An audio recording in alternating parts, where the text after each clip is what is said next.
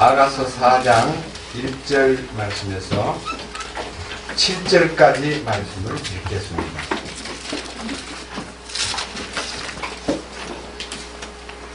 보라, 내 사랑아, 네가 어여쁘도다. 보라, 네가 어여쁘니 내 머리채 속에는 비둘기 눈이 들어있고 내 머리털은 길르앗산에서부터 모습을 드러내는 염소떼 같구나. 내 이는 씹는 데서 나와 털을 가지런히 깎은 양떼 같은데 이 떼는 다 쌍둥이를 낳으며 그것들 가운데는 수태하지 못하는 것이 하나도 없구나. 내 입술은 주홍색 실 같고 내 말은 고우며 내 관자놀이는 내 머리채 속에 든 석류 조각 같구나. 내 목은 병기를 두려고 건축한 다윗의 망대 곧 1000개의 작은 방패들과 용사들의 모든 큰 방패들을 걸어둔 망대 같고 내 두 젖가슴은 백합 가운데서 먹는 쌍둥이 노루새끼 2마리 같구나. 날이 새고 그림자들이 달아나기 전에 내가 몰약의 산과 유양의 작은 산으로 가리라. 내 사랑아, 네가 전적으로 어여쁘니 내게는 아무 흠이 없구나. 4장 7절까지 말씀을 읽었습니다. 오늘은 우리 형제님 특별히 특별 찬송 하나 하겠습니다.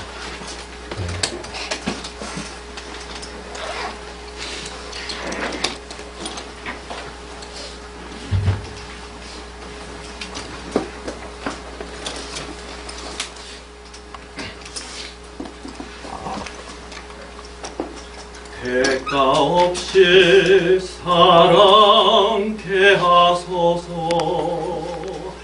보상 없이 섬기게 하소서. 알아주지 않더라도 주여 나로 고난 받게 하옵소서.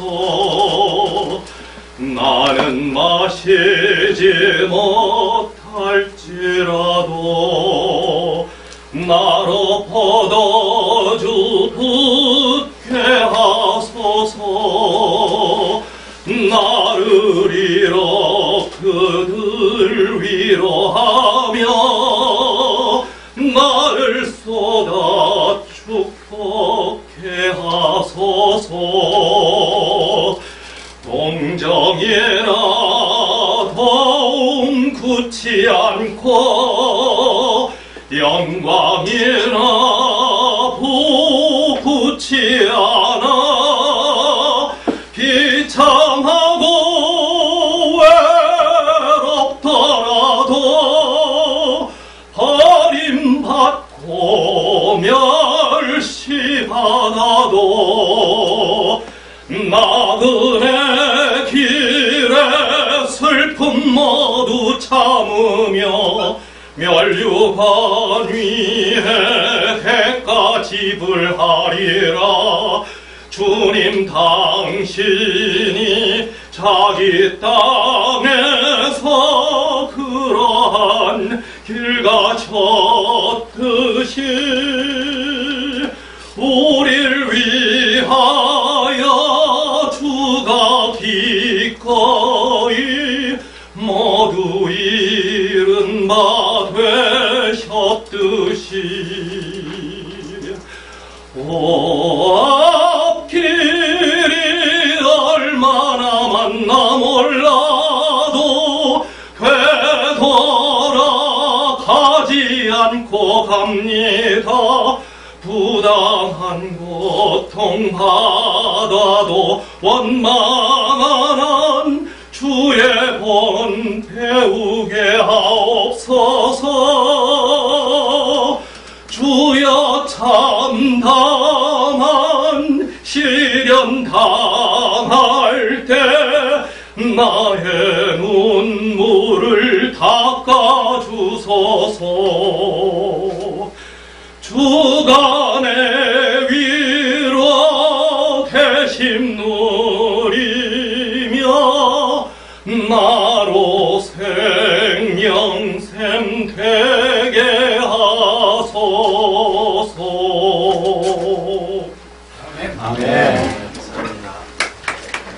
정말 반주도 없이 이렇게 참 아름다운 찬송을 기쁘게 이렇게 영가로 불러주신 것 감사드립니다. 잠깐 기도드리겠습니다. 또 주님은 영광과 찬송과 영원한 통치권자로서의 권위를 갖고 계시는 분이십니다. 이 비천하고 연약한 죄인들을 주님께서 불러주시고 이 영광스러운 대열에 함께 할 수 있도록 길 열어주신 것을 진심으로 감사드립니다.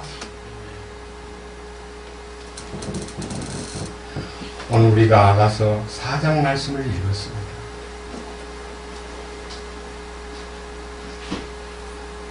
주님께서 우리에게 말씀해 주시고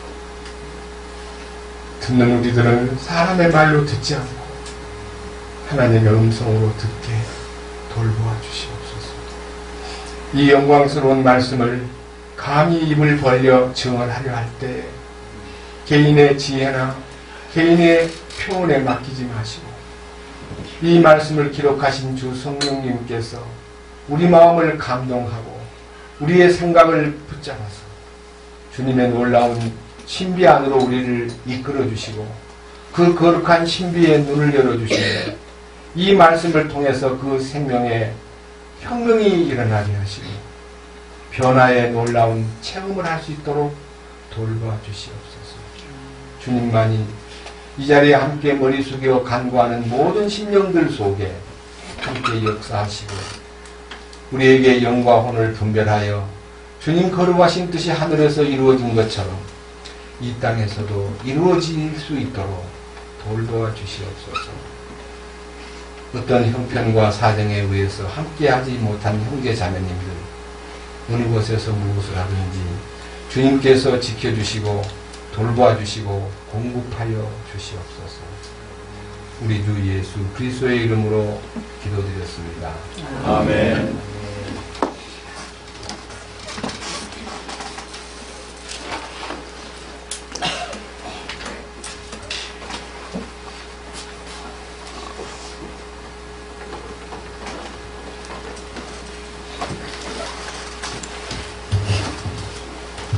이 아가서 지금 읽은 이 4장 내용 속에서 첫 번째는 눈이 나옵니다. 1절에는 눈, 그 다음에 비둘기 눈과 두 번째는 머리털, 그 다음에 3절에 가서 이, 4절에 가서 입술,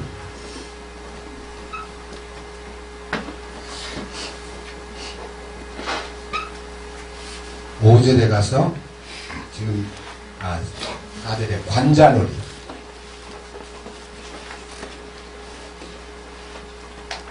쉽게 얘기하면 뺨이라고도 할 수 있습니다. 마지막 오늘 읽은 이 본문 중에서 들어가야 될 4절 내용 속에 내 목에 대해서 마지막 두 젖가슴, 두 주방을 얘기하고 있습니다.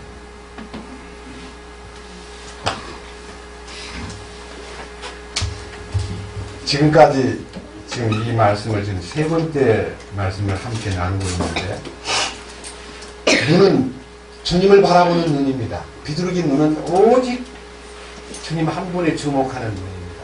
이게 주님 보시기에 아름답기 때문에 1절에서 보라 내 사랑아 네가 어여쁘도다 보라 네가 어여쁘니 라고 하는 말씀하고 7절에 내 사랑아 네가 전적으로 어여쁘니 네게는 아무 흠이 없구나. 그래서 우리 인간이 모순투성이고 죄덩어리고 정말 부패하기 짝이 없는 존재들인데 먼저는 십자가의 피로서 우리의 과거와 모든 죄를 씻어주시고 영원히 속죄해 주시고 우리 속에서 죄를 짓게 만드는 옛사람의 인성과 아담 안에서 타고난 본성을 성령으로 완전히 녹여서 옛사람을 제거하고 주님으로 접붙임이 딱 이루어진 다음에 거기에서 표본되는 내적인 눈을 말하는 겁니다. 이 눈을 말하는 거 아닙니다. 우리 주님만 바라보는 눈. 그 다음에 머리카락은 나시린이 가져야 될 중요한 머리카락의 위치는 요한복음 12장에 마르다가 주님 앞에 향유를 쏟아붓고 그 머리카락을 풀어가지고 주님의 발을 씻던 모습처럼 우리들은 주님 앞에 내 모든 영광을 다 당신께 쏟습니다. 성령으로 인하여 이방 안에 향기가 진동하고 나의 영광의 머리카락을 풀어서 당신 발 앞에다가 두겠습니다 하는 겸손한 미덕을 머리카락으로 설명합니다. 일단 이 이빨은 지금 우리 애기는 이빨이 없습니다. 왜? 젖을 먹기 때문에. 그러나 이빨은 단단한 식물을 먹는 방앗간이고 소화기관입니다. 우리가 성숙한 그리스도인으로서 하나님의 의의 말씀을 체험하는 이 모습을 그분이 보고 싶어 합니다. 그래서 우리가요, 보통 때는 먹여줘야만 먹는 어린아이와 달리요, 먹고 싶을 때 계속 찾아 먹고, 꼭꼭꼭꼭 씹어 먹는 그 이빨이 말씀을 사모하는 어떤 상태를 얘기합니다. 그 다음 그 입술이라는 것은요, 로마서 3장 13절에 그 입술 밑에는 독사의 독이 가득하고 저주와 악독이 가득하던 우리가, 그 입술에서 독이 나오는 게 아니고 이 속에서 독이 입술을 통해서 풍겨지는데, 언어 폭력이라든지 저주라든지 다른 사람을 힘 빼는 말들, 다른 사람을 완전히 죽고 싶도록 고통스럽게 만드는 말들을 하는 입술이, 여기 성경에 보니까 내 입술은 주홍색 실과 같다 그랬습니다. 여러분, 주홍색 실은 여리고성이 무너지던 날 정탐꾼을 평안히 영접한 창녀였던 한 여자가 그를 맞아들이고 영접함으로 창문가에 주홍색 실을 달아놓고 그 집을 손대지 못하도록 만들었던 주홍색 실. 성소의 모든 기구들을 청색, 자색, 주홍색 실과 가늘게 꼰 배실과 금실로 정교하게 짜듯이 바로 예수 그리스도의 보혈을 설명하는 한 가닥의 실. 우리의 입술에는 주님의 피 흘림을 증거하는 말들이 은혜 받게 하고 사람을 기쁘게 하고 사람을 회복시키고 사람을 신바람나게 만드는 말이 있다는 것입니다. 그 말을 사랑하는 주님의 술람미 여인의 입에서 흘러나오기를 원하고, 관자놀이는 사실은 이쪽입니다. 그렇지만 볼을 포함하고 있습니다. 석류 한쪽과도 같거나 그랬습니다. 지난번 말씀드렸죠? 석류는 겉으로 볼 때는 그냥 과일이지만요, 속을 딱 쪼개가지고 들여다보면 보석으로 가득 차 있습니다. 그렇습니다. 우리 주님을 표현하는 이 뺨 속에 영광스러운 주님의 보석들이 있습니다. 우리는 우리가 흙으로 지어진 죄인들입니다. 흙일 수밖에 없습니다. 그러나 주님이 우리 안에 오심으로써 우리가 보배를 담게 되었고, 주님의 보배 중에서 가장 영롱하고 찬란한 보배가 진주입니다. 그리고 보석입니다. 그리고 황금입니다. 이 세 가지를 황금과 진주와 보석으로 새 예루살렘을 조성합니다. 새 예루살렘을 건축하는 건축 자재가 황금과 보석과 진주입니다. 우리는 이 얼굴빛 속에 주님을 나타내는 표본이 되어야 될 것입니다. 제가 몇 주간 동안 간간히 보았지만 우리 이유미 자매님이 좀 얼굴이 조금 이렇게 창백하게 보였는데, 오늘 아침에 딱 들어서는데 이 얼굴의 볼이요 아주 다가스하게 이쁜 모습을 제가 느꼈습니다. 지금도 한번 보세요. 옆에 있는 사람. 조그맣게 누가 분을 발라주지 않았는데도요, 아까 말한 대로 석류의 한쪽 같다는 말이 우리 마음의 즐거움은 얼굴을 빛나게 한다는 것입니다. 마음의 즐거움은 얼굴을 빛나게 하여도 우리가 마음이 외롭고 힘들고 답답하면 얼굴이 막 우거지상이 된다 그러잖아요. 주님으로 충만한 뺨을 말하는 거죠. 이제 오늘 이 얘기는 목에 대한 얘기인데 참 어려운 말이 나와 있습니다.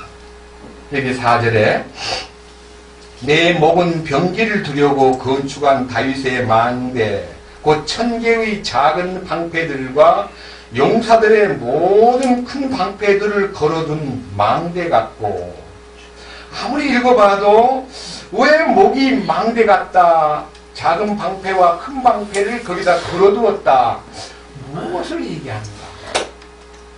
제가 지금 이 설교를요 놓고 기도하면서, 이건 지난주에도 안 했기 때문에 2주간 동안 제 마음속에서 기도하고, 주님 나는 무엇인지 잘 모르겠어요.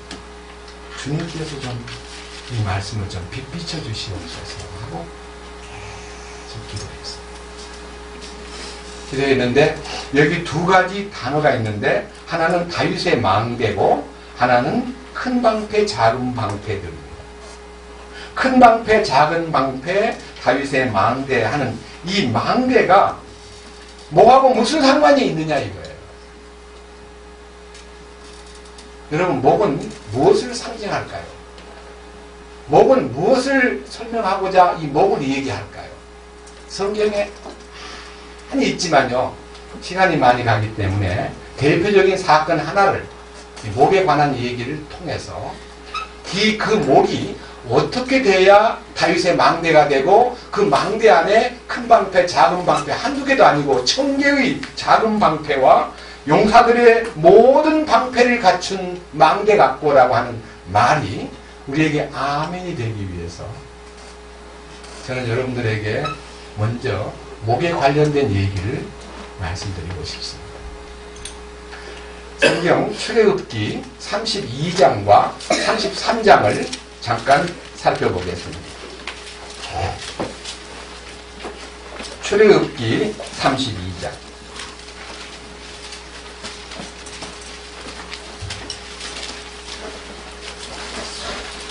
제목을 보면요, 금송아지라고 나옵니다. 여러분들은 이제 그냥 이 사건 내용을 개요를 좀 설명 올리겠습니다. 모세가 하나님의 산 호렙산에 하나님의 법도를 받으러 올라갔는데 40일 동안 안 내려오는 거예요. 산 아래 있던 사람들이 너무 답답한 나머지 아론을 보고 얘기하기를, 우리를 인도할 신을 우리를 위해서 만듭시다. 우리를 인도하던 분은 어디로 가버렸고 나타나지도 않는데 우리 이렇게 가만히 있다가는 우리 어떻게 되겠습니까? 길을 잃어버릴지 모르겠습니다. 그래서 만든다고 만든 게 금들. 여러분, 애굽에서 탈출해 나올 때 무엇을 갖고 나왔냐면 금과 은과 보석들을 갖고 나왔어요.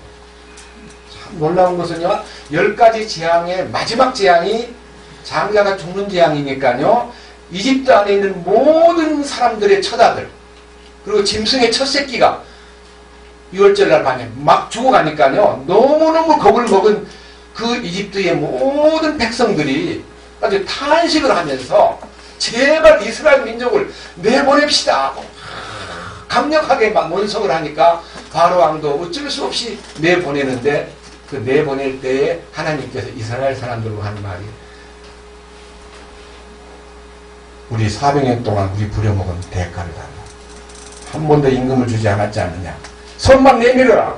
그러면 그들이 금은 보화를 줄 것이다. 그러니까 막 나가게 만들려고 있는 금은 보화를 막 다 내주는 거예요. 그걸 끌고 나온 거예요. 여러분, 그런 얘기를 들으면요, 하나님은 얼마나 위대하신 하나님인가. 그랬는데 그걸 갖고 나온 사람들이, 그 금은 보화는 하나님의 명령이 떨어진 다음에 하나님 앞에 연결시키면은 성막을 만들고 하나님의 뜻을 이루는 돈이 되지만요, 하나님의 명령도 아직 안 떨어졌는데 그 돈을 모으거나 그 금덩어리를 모으면 금송아지가 되는 겁니다. 금송아지는 만몬을 가진 만몬. 황금 만능주의, 물질주의, 탐욕의 신이 금송아지입니다. 금송아지 만든 얘기예요. 자, 읽어보겠습니다. 7절. 주께서 모세에게 이르시되 가라, 너는 내려가라. 네가 이집트 땅에서 데리고 나온 내 백성이 스스로 부패하였느니라. 그들이 내가 그들에게 명령한 길에서 속히 떠나 자기들을 위해 송아지를 부어 만들고 그것에게 경배하며 그것에게 희생물을 드리고 말하기를 오 이스라엘아 이것들은 너를 이집트 땅에서 데리고 올라온 내 신들이니라 하였더라. 주께서 또 모세에게 이르시되 내가 이 백성을 보아왔는데 보라 그 백성은 목이 뻣뻣한 백성이로다. 그런즉 이제 나를 홀로 내버려두라. 내가 그들에게 맹렬히 진노하여 그들을 소멸시키고 너로부터 큰 민족을 만들리라 하시니 여기에서 하나님께서 너무 진노하셔가지고 그들을 막 소멸시켜버리겠다고 하는 진노의 장면이 나옵니다. 여기에 나타나 있는 내용 가운데 그들 백성들의 상태를 설명할 때 여기 9절 하반절에 내가 이 백성을 보아왔는데 보라 그 백성은 목이 뻣뻣한 백성이로다.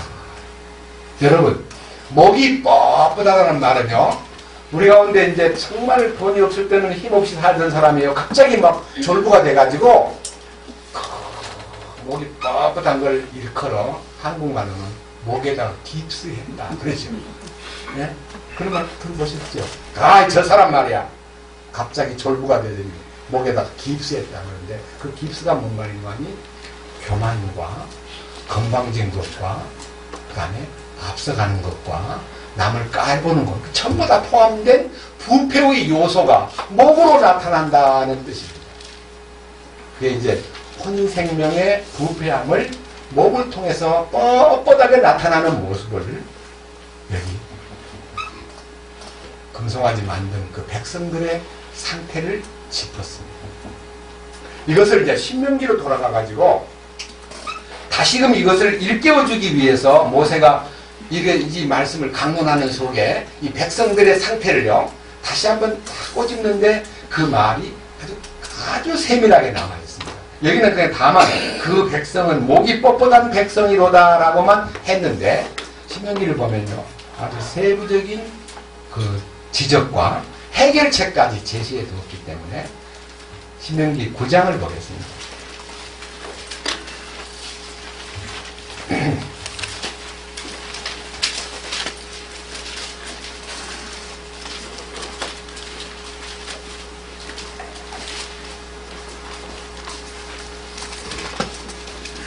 구장 제목이요. 이스라엘의 반역 역사를 회고함 그랬습니다.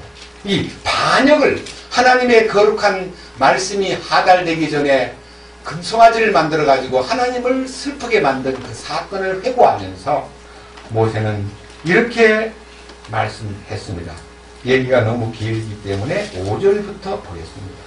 내가 가서 그들의 땅을 소유하는 것은 내 의나 내 마음의 곧바름 때문이 아니요 오직 이 민족들의 사악함으로 인하여 주 내 하나님께서 그들을 내 앞에서 쫓아내시기 때문이니 이것은 주께서 내 조상 아브라함과 이삭과 야곱에게 맹세하신 말씀을 친히 이루려 하심이니라. 그러므로 너는 깨달을지니 곧 주 내 하나님께서 내게 이 좋은 땅을 소유로 주시는 것은 내 의 때문이 아니니라. 너는 목이 뻣뻣한 백성이야. 그러니까요 하나님이 가나안 땅을 주신 놀라운 계획은 하나님의 약속 때문에 주기는 주는데 너희들에게 한 가지 꼭 지적할 것이 있다. 너희들은 너무나 목이 뻣뻣하다. 이 목이 뻣뻣한 것을 꼭 지적하십니다. 어떻게 뻣뻣한 목이 다윗의 망대가 되고 어찌 이 뻣뻣한 목에다가 하나님께서 작은 방패 1000개와 모든 방패를 거기다가 보관하는 장소로 만들어낸다. 무슨 말인가? 여러분이 의문을 갖고 기도하면서 이 말씀을 들으십시오. 그 다음 보십시오. 12절 주께서 또 내게 이르시되 너는 일어나 여기에서 속히 내려가라. 네가 이집트에서 데리고 나온 내 백성이 스스로 부패하여 내가 그들에게 명령한 길에서 속히 떠나 자기들을 위하여 부어 만든 형상을 만들었느니라. 또한 주께서 내게 말씀하여 이르시되 내가 이 백성을 보아왔는데 보라 그 백성은 목이 뻣뻣한 백성이로다. 목이 뻣뻣한 백성이라는 말은 금송아지를 만든 사건에 관련된 그들의 반역과 그들이 하나님을 향한 배역과 하나님 앞에서 그들이 진노를 살 수밖에 없는 행동을 한 그들의 입장을 보고 그들은 목이 뻣뻣한 것들이다 라고 시작했습니다. 여러분, 목이 뻣뻣하다는 말은 굉장한 의미를 담고 있습니다. 근데 이 문제가 마지막 27절에서 9장 신명기 9장 27절에서 주의 종들 아브라함과 이삭과 야곱을 기억하사 이 백성의 완고함과 사악함과 죄를 보지 마옵소서. 하나님이 이 백성들을 단번에 멸망시켜버리겠다고 너무너무 진노하셨을 때 모세가 간절한 마음으로 주님 앞에 기도하면서 사실은 출애굽기 33장에 보면 제 이름을 생명책에서 제해버릴지라도 저들을 용서해 주세요 하고 간구했습니다. 이 백성들의 완고함과 사악함과 그 죄악된 모습을 목이 뻣뻣한 것으로 설명했습니다. 그 다음에 한 장 넘겨보세요.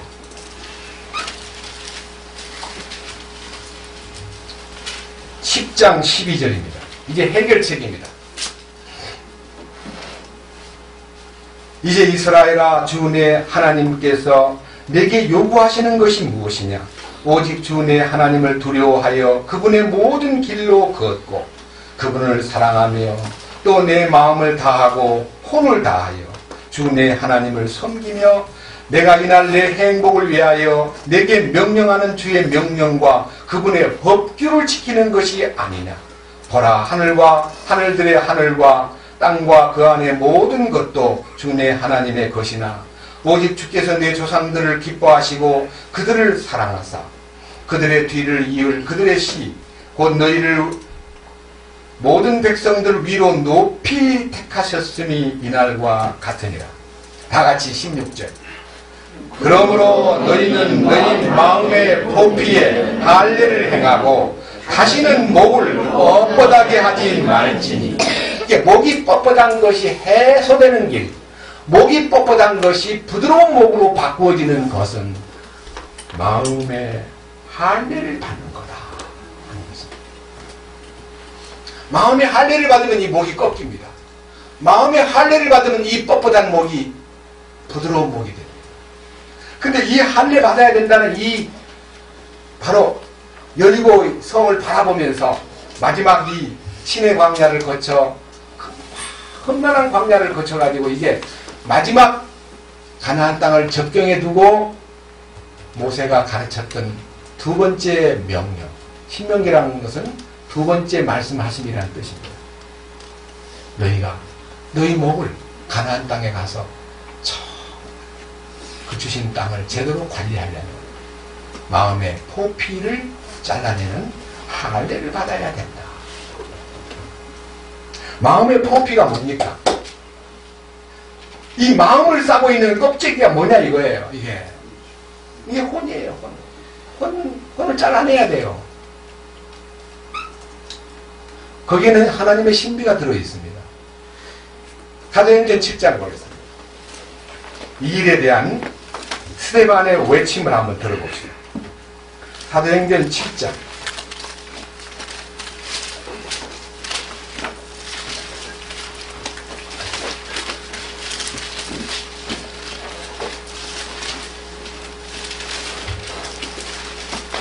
51절.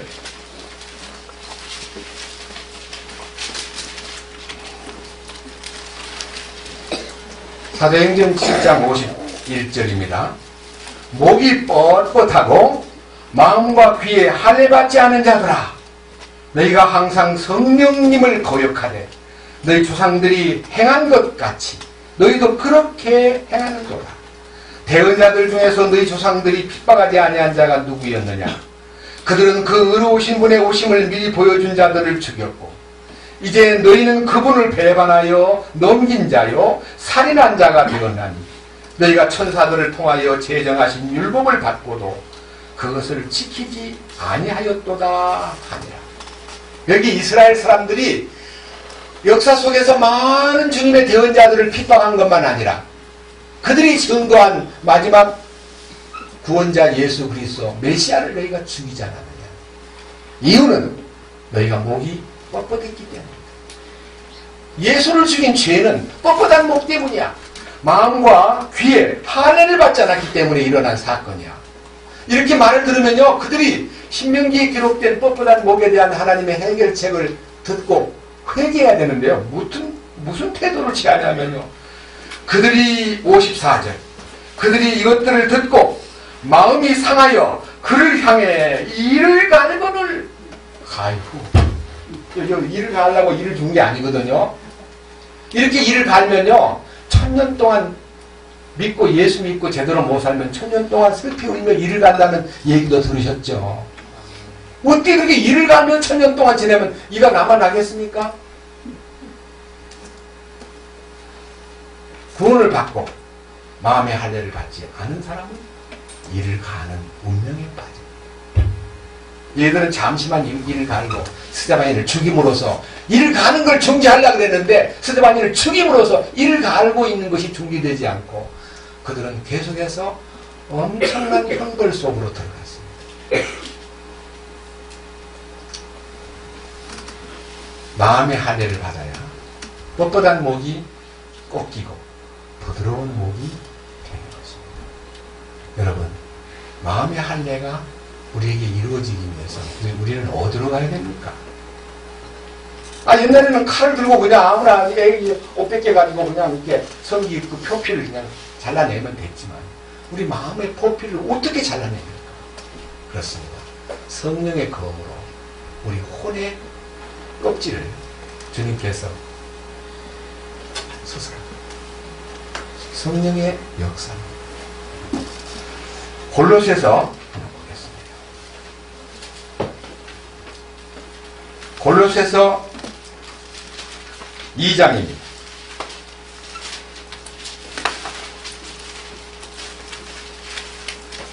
9절. 골로새서 2장 9절.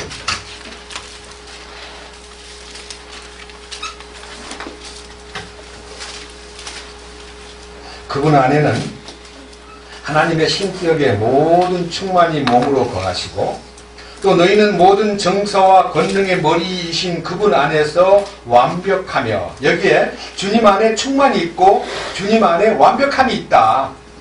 11절. 또한 그분 안에서 그리스도의 할례로 말미암아 육신의 죄들에 속한 몸을 벗어버림으로 손으로 하지 아니한 할례로 할례를 받았느니라. 여러분, 옛날에 이스라엘은 남성만 할례를 받았는데 이제는 여성도 할례를 받았어요. 나는 그런 게 없는데. 아닙니다. 마음의 할례이기 때문에. 여러분 잘 아셔야 돼요. 마음의 할례가 뭐 할례냐? 무슨 할례냐? 마음의 표피를 껍질을 벗기듯이 육신의 죄들에 속한 몸을 벗어버리는 것이 할례다 이 말이에요. 옛사람을 어떻게 내가 벗습니까? 내 힘으로. 주님이 그리스도의 할례를 통해서 나로 하여금 그 할례가 나의 할례가 되도록 이끄시는데, 12절. 너희가 침례 안에서 그분과 함께 묻혔고 그분을 죽은 자들로부터 살리신 하나님의 활동에 대한 믿음을 통해 침례 안에서 또한 그분과 함께 일어났느니라. 이게 이제 할례 받고 난 다음 일어나는 축복인데, 그 축복은 침례를 통해서 주님과 함께 죽고 묻히는 놀라운 체험을 하게 되고, 침례 안에서 그리스도 안으로 들어가는 축복이 되고, 침례 안에서 그리스도를 옷 입는 겁니다. 네? 나의 아담 안에 있는 과거를 벗어버리고, 그건 성령께서, 그리고 그리스도를 옷 입혀줍니다. 이 말씀이 갈라디아서 한번 보겠습니다.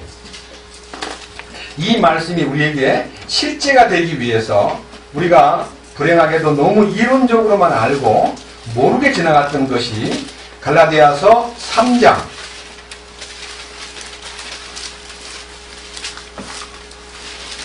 27절입니다.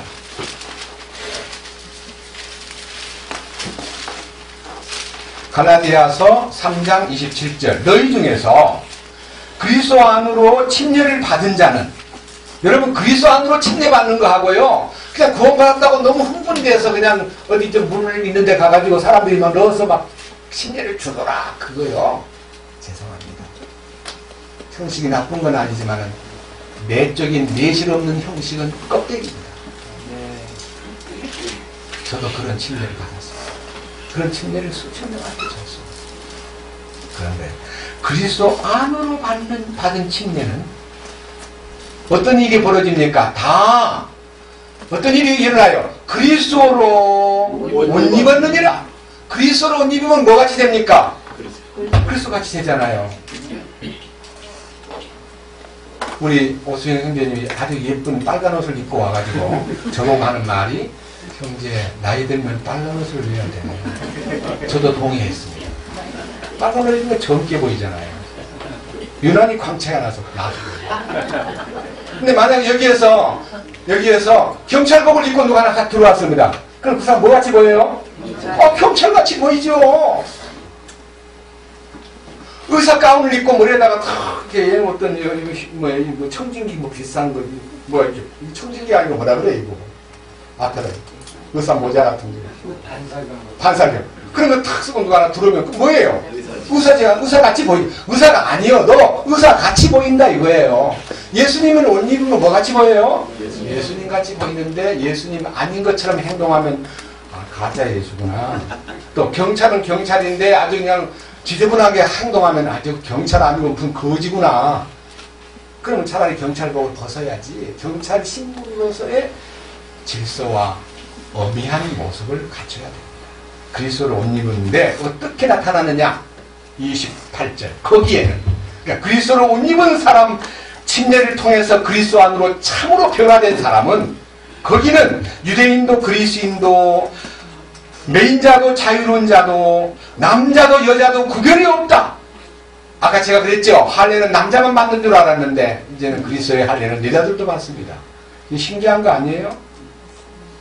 맞잖아요. 남자 여자가 없다 그랬잖아요. 너희는 다 그리스도 예수님 안에서 아멘. 뭐가 하나입니까? 우리끼리 하나 되면 안 돼요. 주와 하나 되는 거예요. 주와. 그렇잖아요.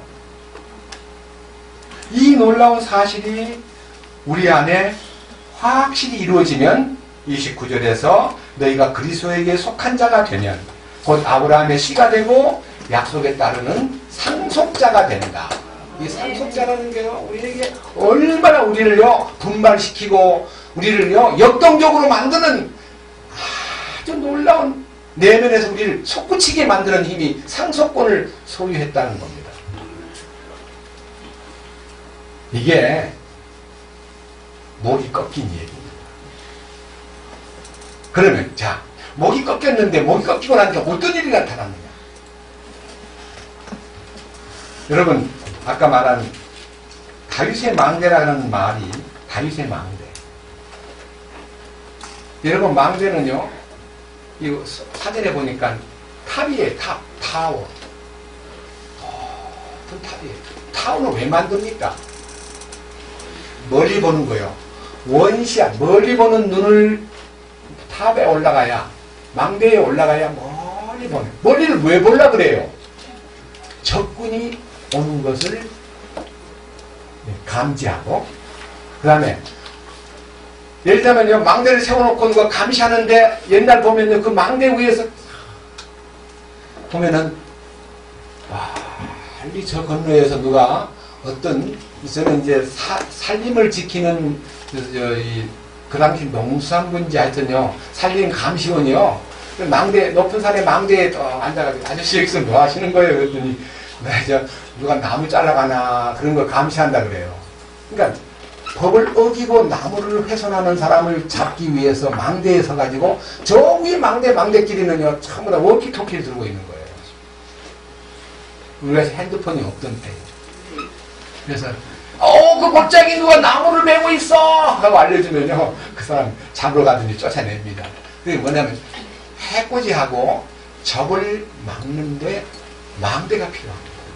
이 성경에 보니까요 망대 얘기가 많이 나와요. 저는 이 망대를요, 세 가지 망대에 대해서 얘기해 드리고 싶습니다. 망대가 세 가지가 있어요. 자, 시편, 앞으로 좀 넘겨가지고요, 18편을 보겠습니다. 시편 18편.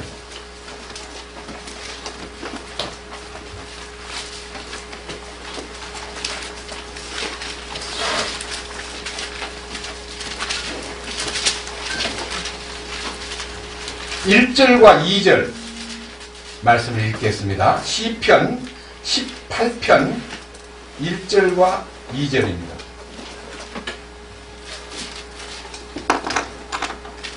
오 나의 힘이 되시는 주여, 내가 주를 사랑하리이다.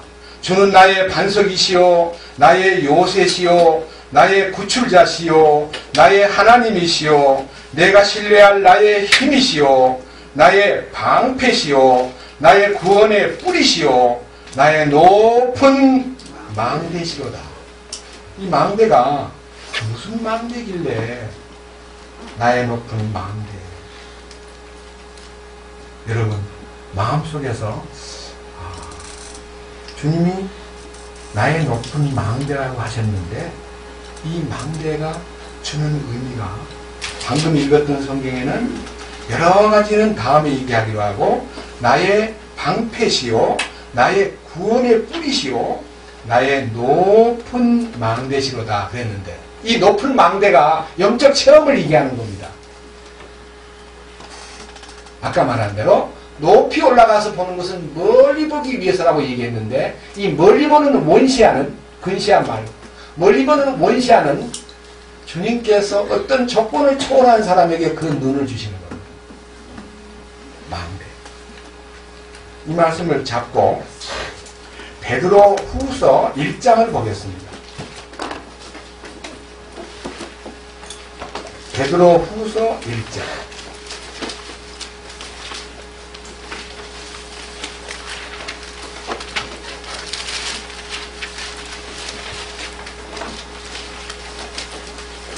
(3절부터) 읽겠습니다. 우리를 부르사 영광과 덕에 이르게 하신 분을 아는 것을 통해 그분의 신성한 권능이 생명과 하나님의 성품에 속한 모든 것을 우리에게 주셨더라. 우리를 불러준 것만 아니라 우리를 하나님의 성품에 참여하도록 우리에게 은혜를 주신 주님. 4절. 그것들로 말미암아 지극히 크고 보배로운 약속들이 우리에게 주어졌나니 이것들은 너희가 이 약속들을 힘입어 정욕으로 인하여 세상에 있게 된 썩은 것을 피하여 썩을 것을 피하여 하나님의 본성에 참여하는 자가 되게 하려 합니다. 아담을 벗어버리고 마음의 하대를 통해서 하나님의 신성에 참여한 사람은 세상의 정욕을 개똥같이 보고 세상의 정욕을 쓰레기로 보고 세상의 정욕을 배설물로 여기는 것이 결정되어야 하나님의 성품에 참여한 자지 십자가를 알았다 그러면서도 정욕에 빠지고 정욕을 정당화한다는 건 있을 수가 없습니다. 세상 정욕이 사라져버려요. 이게 변화예요. 십자가를 알았는데 어떻게 정욕을 따라갑니까? 그 다음 보세요. 디테일이 있습니다. 이 정욕을, 세상의 정욕을 거절하는 사람의 8단계의 영적 단계가 있는데 5절. 이것과 더불어 그러니까 이 하나님의 본성에 참여한 자로 인하여 그 놀라운 역동적인 힘이 나타남으로 인하여 열심히 막 솟아올라와서 그 첫 번째 주님 주신 보배로운 믿음 1장 1절 하반절에 있는 보배로운 믿음이 1장 5절에서 이 믿음이 나를 솟구치게 하는데 이 믿음에서 마지막 7절 끝부분에 있는 사랑에 이르기까지 믿음과 사랑이요 밸런스를 유지해야 됩니다. 예, 믿음과 사랑이요 믿음으로만 하는 것만 사랑이 나타나는 겁니다. 믿음은 주님 주신 선물이지만 사랑이 안 흐르면 거짓입니다. 믿음과 사랑이 균형을 유지합니다. 그래서 그 중간에 믿음에서 덕을 주님을 우러러보는 것. 두 번째 덕의 지식을. 이 지식은 공부 많이 하는 거 아닙니다. 하나님을 아는 지식이 점점 늘어나는 것입니다. 그 고상한 지식이 충만한 것입니다. 이것이 체험을 통한 지식입니다. 그 다음에 그것이 마음속에서 쌓여지면 쌓여질수록 절제된, 다시 말하면 통제를 받는 성령님의 컨트롤을 받습니다. 통제된 삶이 이루어지고 그것이 우리 삶 속에 인내를 생산합니다. 절제 다음에 인내가 생산되고, 그 다음에 인내 다음에는 경건. 이 경건이라는 말은 여러분, 경건이라는 말은 까드리를 얘기하는데, 까드리라는 말은 하나님의 뜻을 쫓는, 하나님에게 복종하는, 하나님에게 기쁨을 느끼는 요 단어가 까드리입니다. 하나님의 형상을 닮아가는 모습입니다. 그 다음에 이 경건 다음에는 형제에게 대하여 진정한 친절과 애정이 있고, 형제 사이에 조금 더 막힘이 없는, 어느 누구도 호불호가 없습니다. 만약 여기 계신 여러분 가운데요, 난 저 형제 교회 안 나왔으면 좋겠다. 저 형제 나 이상하게 밥도 아무것도 해보지도 안 했지만 밥맛이 없어. 저 형제 쳐다보면. 아유, 저 형제 보면 괜히 그냥 기분이 별로야. 여러분, 만약 호불호가 교대 가운데 있다면 그 날까지 영광스러운 하나님의 본성에 참여하지 못했어요. 저는 호불호가 강한 사람입니다. 그런데 성령을 통해서 이 마음의 변화가 오니까 좋고 나쁜 것이죠. 왜? 난 주님에게 위임하고, 나는 다만 주님의 마음, 저를 지배하여 주옵소서. 그 다음에 형제 친절의 사랑을 어떻게 해요? 더하라. 더하라는 말은 공급하라는 뜻입니다. 요 항목, 8항목이요, 주님 안에서 이렇게 제대로 딱 짜여지면요, 그 사람을 일컬어 8절. 이것들이 너희 안에 있어 풍성하면 그것들이 너희가 우리 주 예수 그리스도를 아는 것에서 빈약하거나 열매를 맺지 못하는 자가 되지 아니하게 하려니와. 여기 두 가지입니다. 점점 그리스도를 아는 것이 풍성해지고, 점점 성령의 열매가 나타나고, 의의 열매가 나타나는데, 이 사람을 일컬어 뭐라 그랬습니까? 9절. 이것들이 없는 자는, 다시 말합니다. 이것들이 있는 자는 눈을 뜬 자요. 이것들이 있는 자는 멀리 볼 수 있는 자며, 이것들이 없는 자는 눈이 먼 자요. 구원을 받았는데 눈이 멀어요. 발람같이. 이것들이 없는 자는 뭐라고요? 멀리 못 봐. 그러니까 망대가 뭔지도 모르는 거예요. 망대가 뭔지 몰라. 망대에 올라가 본 적이 없어. 아무나 망대에 올려보내는 거 아닙니다. 다윗의 망대는요, 다윗이 참으로 신임하는 사람에게 보내는 망대지 아무나 망대 위에다 올려보내지 않습니다. 요 정상적인 그리스도의 신성에 참여한 자를 주님이 높은 산으로 초대한다는 거요. 여러분, 변화산성에 올라갈 때 12명 다 안 데리고 가요. 주님이 특별히 요한과 야고보와 베드로만 데려갔어요. 예수님 그애 죽었습니다. 이제 그냥 돌아가세요 하고, 야이로의 딸이 죽었다고 소문을 낼 때도 예수님이 죽은 게 아니라 잔단 말이야. 그래서 잔다고. 아이고, 영감 참 아무것도 모르는구만. 예수님이 그들의 집에 가서요, 울고 소리치는 사람 다 나가라 그러고요, 베드로와 요한과 야고보만 데리고 들어가서 그 안에 일으키는 부활 능력을 목격할 수 있도록 기회를 주는 거예요. 여러분, 12명 안에 3명이 따로 있듯이 우리는 3명 안에 속한 자가 되기를 갈망해야 합니다. 그들이 바로 눈을 뜬 자요, 멀리 보는 자요. 이것이 없는 자는 심지어는 옛 죄들에서 자기가 깨끗하게 된 것까지 잊어버렸느니라. 속죄받은 은혜까지 망가하고 사는 사람이 이 땅에 얼마나 많은지 모릅니다. 우리 주변에. 그래서 이 망대가 우리에게 주는 의미를 더 찾아보기 위해서 이제는 시편 좀 넘겨가지고요, 시편 91편 보겠습니다.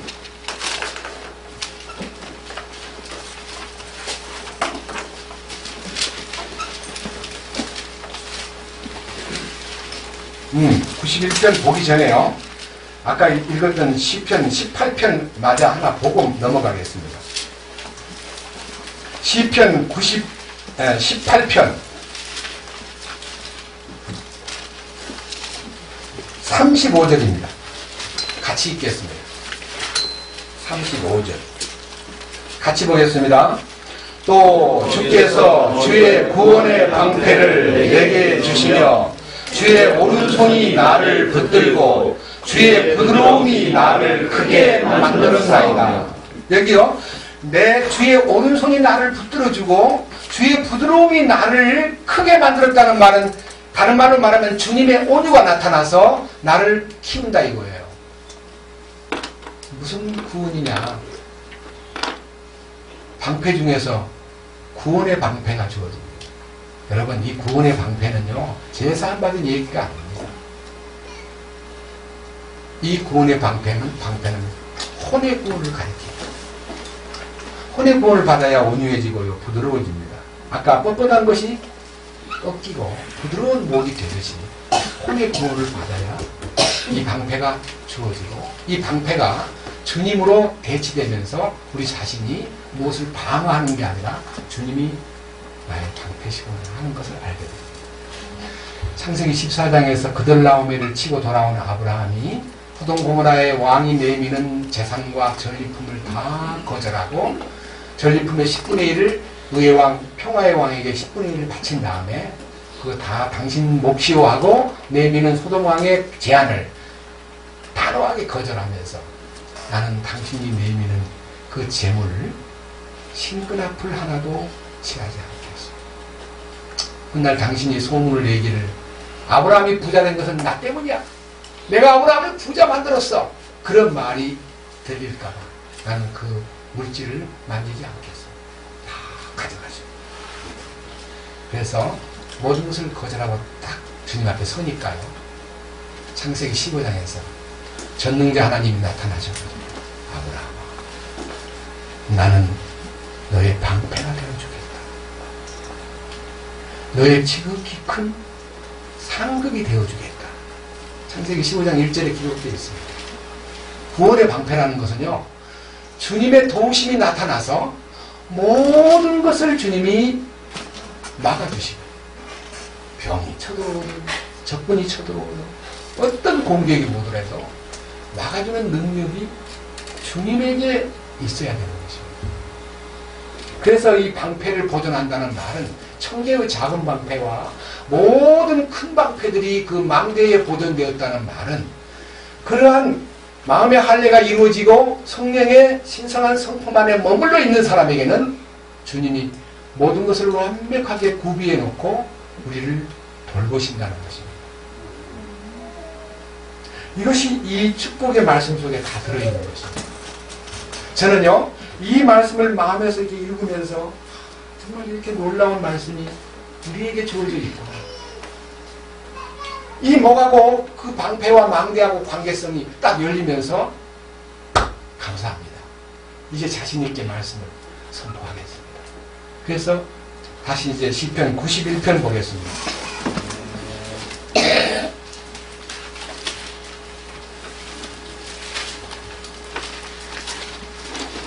시편 91편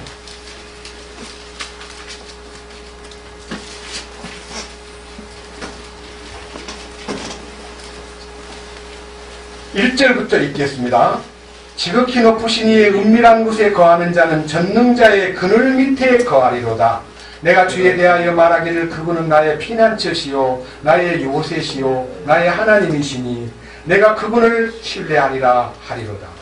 그분께서 너를 새 사냥꾼의 올무에서와 해로운 역병에서 확실히 건지시리로다. 다같이 4절 그분께서 자신의 깃털로 너를 덮으시리니 내가 그분의 날개 밑에서 그분을 신뢰하리로다. 그분의 진리가 너의 큰 방패와 작은 방패가 되리니 내가 밤에 임하는 두려움과 낮에 날아드는 화살과 어둠 속에 다니는 역병과 밤낮에 피피하게 하는 멸망을 무서워하지 아니하리로다. 아멘. 여기 나타나 있는 4절에 그분의 날개 밑에 보호받는 사람은 진리가 내게 큰 방패가 되어주고 작은 방패가 되어준다 그랬는데요. 저 방패에 대한 얘기를요 읽어보니까 너무너무 마음속에서 때로는 큰 방패가 필요하고 때로는 작은 방패가 필요한데 진리의 방패가 따로 준비되어요. 그래서 이 밑에 나오잖아요. 그 방패가 밤에 임하는 화살, 낮에 임하는 화살, 어둠 속에 다니는 역병, 그 다음에 절망의 무서움, 그 다음에 여기 7절에는 1000명이, 만 명이 공격을 해와도 그 방패가, 진리의 방패가 다 모든 것을 막아준다는 것입니다. 여러분, 이 놀라운 사실이 어디에 근거를 둔 것입니까? 넘겨보세요. 좀 더. 시편 이제는요 114편 먼저 보고 144편을 다음에 보겠습니다. 115편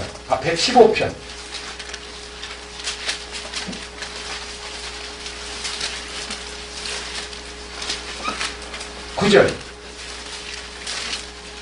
시편 115편 9절 오 이스라엘아 너는 주를 신뢰하라. 그분은 그들의 도움이시요 그들의 방패시로다. 오 아론의 집아 주를 신뢰하라. 그분은 그들의 도움이시요 그들의 방패시로다. 주를 두려워하는 자들아 너희는 주를 신뢰하라. 그분은 그들의 도움이시요 그들의 방패시로다.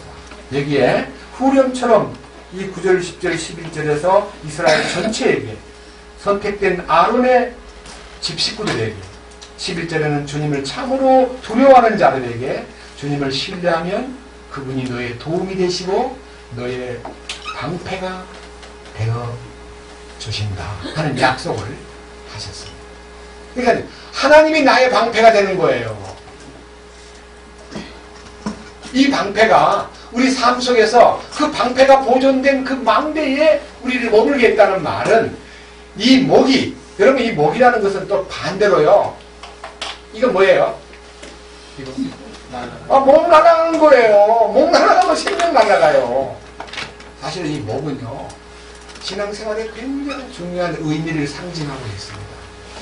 사람들에게 나타나는 모습으로도 이 인격으로 나타나기도 하지만요. 목베인 성도라는 말은 우리에게 큰 의미를 가져옵니다. 저는 2000년 7월달 제 생애에 목베임을 받는 어떤 환경을 저는 경험했습니다. 왜냐? 너무 몸이 뻣뻣하고 잘난 척하고 아무데나 군림하려고 하고 주장자가 되고 싶고 1등하고 싶고 인정받고 싶고 이런 환경에서 투쟁을 하고 살았어요. 투쟁. 많이 경쟁 속에 살았습니다. 그 경쟁자 중에 많은 경쟁자가 있지만 제 앞에 앉아있는 우리 오수영 후보도 제게는 경쟁자였습니다. 왜냐? 저분은 상고순리의 사장님이고 나는 부시장인데 제가 생각할 때 내가 좀 더 잘난 것 같은데 저 사람은 또 사장으로 앉냐 이거예요. 나는 역사가 있고 일도 좀 했는데 갑자기 낙하산 타고 딱 온 거예요. 제 마음에서는 속으로 어떻게 저런 사람을 사장으로 시키는가? 왜? 경험이 없는 사람을 일을 시키는데 일을 하는 것도 아니에요. 또 돌아다녀 막 온 전국을 세계를. 그러한 경쟁자로 알았던 그가 주님 안에 딱 들어와 보니까 경쟁자가 아니라 지체요, 사랑받기에 합당한 자요, 영광스러운 신성에 참여한 자요. 지금은요 그런 옛 생각이요 전혀 제 마음을 지배하지 않습니다. 왜 그럴까요? 여기 주님의 도우심 속에서 내가 변화되었기 때문입니다. 제가 이렇게 공개적으로 얘기하는 거 용서해 주십시오. 어떤 우세함 속에서 얘기하는 거 아니에요. 설교하기 때문에 우세한 자가 된 거예요. 저는 주님께서 오영제를 통해서 굉장히 큰 주님의 왕국의 복음을 확장시키는데 큰 일꾼으로 사용하신다고 믿고 있습니다. 오히려 저보다도. 그런 의미에서 제 마음속에서 정말 나의 망대이시며 나의 방패이신 하나님께 대하여 제 마음속에 간절한 기도가 있는데 이 기도가 함께 엮어져 가지고 주님 앞에 영광 돌리기를 원합니다. 시편 144편입니다.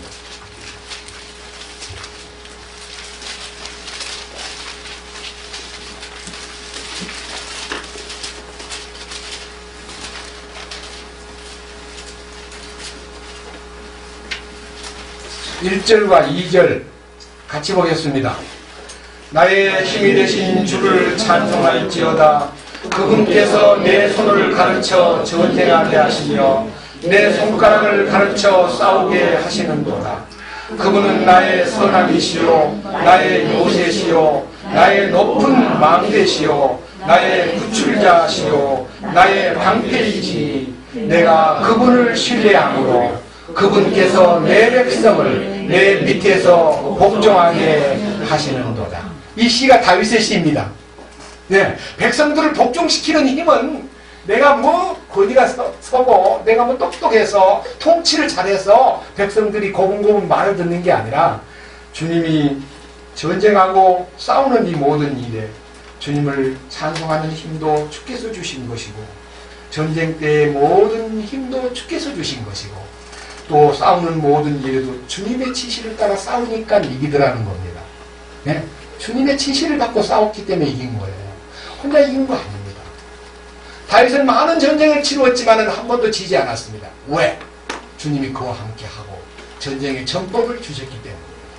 거기에 대한 감사가 나의 선함, 나의 요새, 나의 높은 망대, 나의 구출자, 나의 방패이신 그분이 내가 의지할 뿐이고 그분을 통해서 백성들을 내 밑에서 복종하게 하신다는 이 복종의 쾌감이 있는 게 아니라 그들은 주님을 복종하고 있더라 이거예요. 여러분 다윗을 주님이 만나는 순간 이새의 아들 다윗을 만나니 내 마음에 합한 사람이다. 내 뜻을 다 이루게 하리라 그랬습니다. 다윗은 주님의 뜻을 이루는 도구였습니다. 그는 이렇게 말합니다. 나의 높은 망대 나의 방패이신 하나님이시. 이게 우리들의 신앙 고백이 돼야 안 되겠습니까? 예, 이 목이 잘려야 돼요. 이 목이. 그래야 주님이 위에서 딱 좌정하시고 내 머리 대신 주님의 머리가 나를 지배할 때 여러분 머리가 자기를 지배하잖아요. 안 그래요? 머리가 자기를 안 지배해요? 근데 옛날에 내 머리 가지고 나의 삶을 지배했던 과거는 청산되고 주님이 나의 머리가 되셔가지고 그 머리 안에서 공급이 됨으로써 나의 삶에 풍성한 축복이 흐르는 것을 느낄 수 있지 않습니까? 이게 얼마나 놀라운 일입니까? 그런 의미에서 이 성경에서 자 조금 넘겨가지고요. 이제는 잠언 18장을 보겠습니다. 우리가 보통 때는 그냥 보고 지나갔는데 이게 우리의 삶 속에 실제가 되면요 너무너무 이런 말씀이 성경 속에 있었구나. 난 옛날에는 이거 안 보이던데 이렇게 말할 수가 있습니다.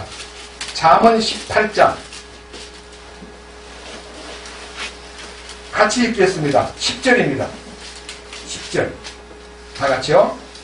주의 이름은 견고한 망대니 의로운 자는 거기로 달려가 안전함을 얻느니라.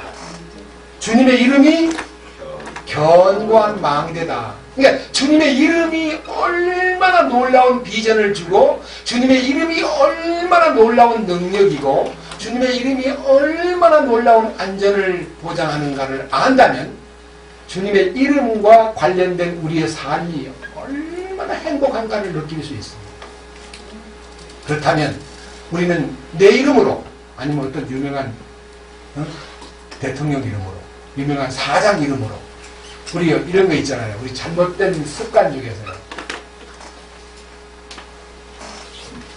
이분이 결정한 거예요. 이분이 오더한 거예요. 이분의 뜻이야. 그러면 이제 우리 주변에서는 막 그 말이 상통됐어요. 근데 이분이 예수님이 돼야 되는데 이분이 사람일 때는 이게 이제 큰 난리가 나는 거예요. 맞아요? 안 맞아요? 아, 이분이 주님이 되셔야지 왜 이분이 사람이 됩니까? 근데 저도 못 모르고 이분 되려고 저도요. 요렇게 좀 돼보려고. 껍적거리다가 저렇게 해가지고 머리가 깨진 다음에 주여 나는 아무것도 아닙니다. 주여 나는 정말 아무것도 할 수 없습니다. 이 사실이 고백될 때에 주님이 고민을 열리셔가지고 당신의 망대 안으로 당신의 방패 속으로 나를 초대해 줬다. 그러니까 그 목에 대한 얘기가 굉장히 의미가 깊고 그렇게 목에 대한 얘기가 있구나. 참 놀랍다. 변화받아야 그 목이 바뀌는구나. 그 뻣뻣한 목이 부드러운 목으로 그 잘난 척하는 그 목이 잘림으로 주님의 임재가 있고 공급이 있구나. 야, 참 신난다. 그런 느낌이 우리 마음속에서 몰려옵니다. 너무 시간이 많이 갔기 때문에 다음 절 하겠습니다. 나가서 이제는 4장 5절입니다.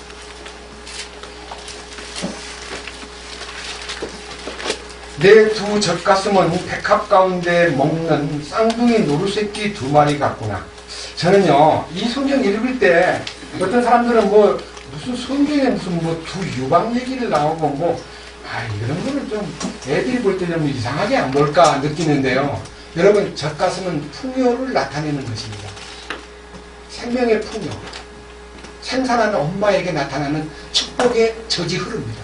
그래서 여러분, 젖과 꿀이 흐른다는 말은 젖은 생산에 따르는 풍요가 가나안 땅에 주어지고 꿀은 아주 건강하게 건강식으로 먹습니다.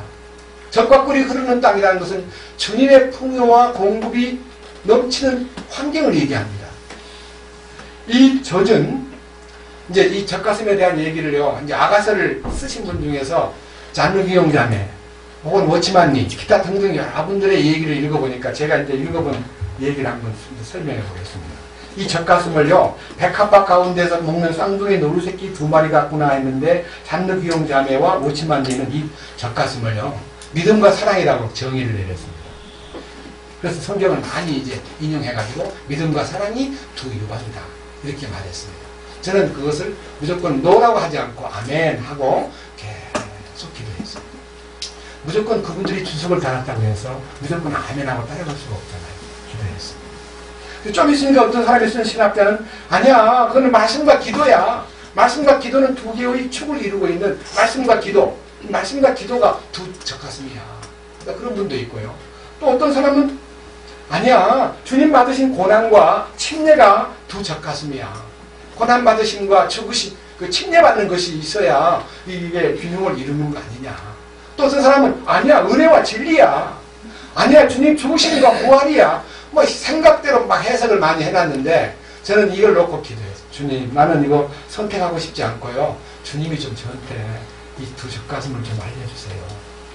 전만 생각하지 않고 가슴을 생각하면서 기도했는데요, 갑자기 출애굽기 28장이 툭 나타나는 거예요. 그래서 저는 그 답을 그냥 받았습니다. 여러분 앞에 선포하겠습니다. 출애굽기 28장.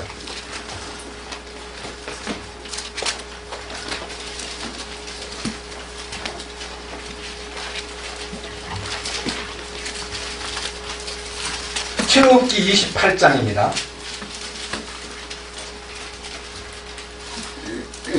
제사장의 의복을 여러 가지로 이제 정교하게 만들어주는데 1절에서부터 이제 4절은 제사장 의복 중에서 여러 가지 긴 의복을 얘기하고, 그 다음에는 5절에 이하에서는 에봇이라는 것은요, 이 쪽지와 같은 옷을 얘기하고, 그 다음에 이제 마지막 이제 15절부터는 그 판결 흥패라고 이 에봇 속에다가 12개의 보석을 물려가지고 거기다가 이름을 쓴 12지파의 이름을 써가지고 보석을 가슴에 다는데, 이 보석 흉패 안에다가, 판결 흉패 안에다가 두 개의 어떤 상징적 물건을 넣었는데, 그 물건 넣는 얘기가, 자, 보겠습니다. 22절.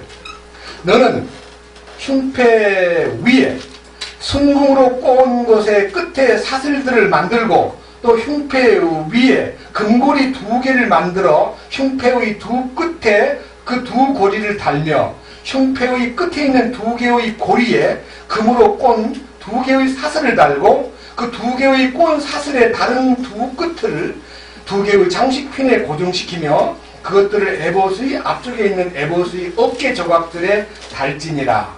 너는 금고리 두 개를 만들어 에봇의 안쪽에 있는 흉패의 가장자리의 흉패의 두 끝에 달고, 또 다른 금고리 두 개를 만들어 에봇의 양쪽 앞쪽으로 에봇 밑에 양쪽에 달되, 그것의 다른 연결부의 맞은편 곧 정교하게 짠 에봇의 허리띠 위에 달며 청색 끈과 함께 흉패의 고리를 에봇의 고리들을 써서 흉패를 묶어 그것이 정교하게 짠 에봇의 허리띠 위에 있게 하고 흉패가 에봇에서 떨어지지 않게 할지니라. 아론이 성소에 들어갈 때에는 자기 가슴에 놓인 판결의 흉패에 이스라엘 자손들의 이름들을 지니고 들어가 조 앞에서 항상 기념물로 삼을지니라. 다같이 30절. 너는 우림과 둠밈을 판결의 흉패 안에 넣어 아론이 조 앞에 들어갈 때에 그의 가슴 위에 그것들이 있게 할지니라. 또 안오는 주 앞에서 이스라엘 자손들에 대한 판결을 항상 자기 가슴 위에 둘지니라. 이 에봇 12보석을 물린 그 흉패 안에요 금고리를 만들어 가지고 두 개의 상징물인 우림과 둠밈을 넣었습니다.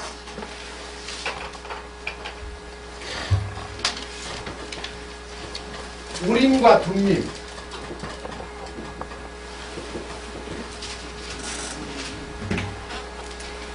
재미있는 것은요, 이 우림이라는 글자는요, 히브리어의 알파벳에서 우리 같은 A가 히브리어로는 알레프,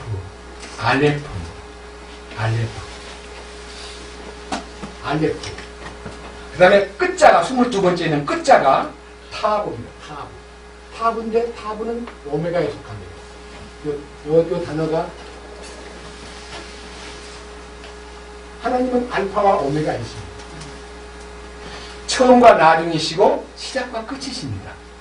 그런데 이 우림이라는 뜻은 빛을 말하고 분밀함이라는 뜻은 완전하심, 완전함이라는 뜻입니다. 여러분, 신앙생활의 완성은 빛 가운데서 완전하게 되는 겁니다. 구원받았다 그러면서 어두운 가운데 행하면 거짓말하는 자여 진리가 그 속에 있지 않다 그랬습니다. 요한 1서를 보시면 빛과 완전함이 들어있습니다. 그 완전한 우림의 법칙과 둠의 법칙이 가슴에 탁 있어가지고 무슨 일이든지 생기면 에봇을 놓고 기도합니다. 다윗은 무슨 일이 생기든지 에봇 앞에 주님 어떻게 할까요? 주님 어디로 갈까요? 주님 이 전쟁에 나가야 될까요? 아말렉을 쳐도 될까요? 어떻게 칠까요? 예루살렘으로 올라가도 될까요? 아니야, 헤브론으로 가라. 네. 헤브론에서 또 하나님 언제 올라갈까요? 7년 넘으면 가거라. 7년 반 만에 헤브론에서 예루살렘으로 수도를 옮겼습니다. 여러분, 이 우림과 둠밈은 우리의 방향을 알려주고 우리의 삶을 지도하고 우리를 정말 주님 안에서 완전함으로 이끄는 공급원입니다. 그래서 두 개의 우림과 둠밈이 그 가슴 속에서 사실은 껍데기로는 유광같이 보였지만은요, 실제로는 주님의 공급원이 우림과 둠밈이고 주님의 판결 원칙이 우림과 둠밈이 가슴 위에 있게 하므로 우리를 항상 빛과 완전함 속으로 인도하신다 하는 것이 저는 다가서 이 나타나 있는 두 개의 아까 얘기했던 유방을 상징하고 그것이 주님의 뜻이 연결되어 있지 않는가에 대해서 감사하면서 주님 감사합니다. 그 가슴에 주님의 우림과 둠밈이 항상 머물러 있어가지고 우리를 공급하는 근본이 되시는 거예요. 사실은요, 빛도 주님을 말하고 세상에 비치신 주님, 완전하심도 주님을 말하는 거예요. 우림과 둠밈은 주님이네요.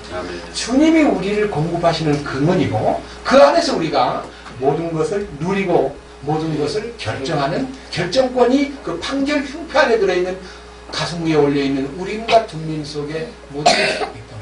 그걸 알게 되니까요, 새롭게 주님 앞에 묻는 삶이라는 게 얼마나 행복한 삶인가를 알려주셨습니다.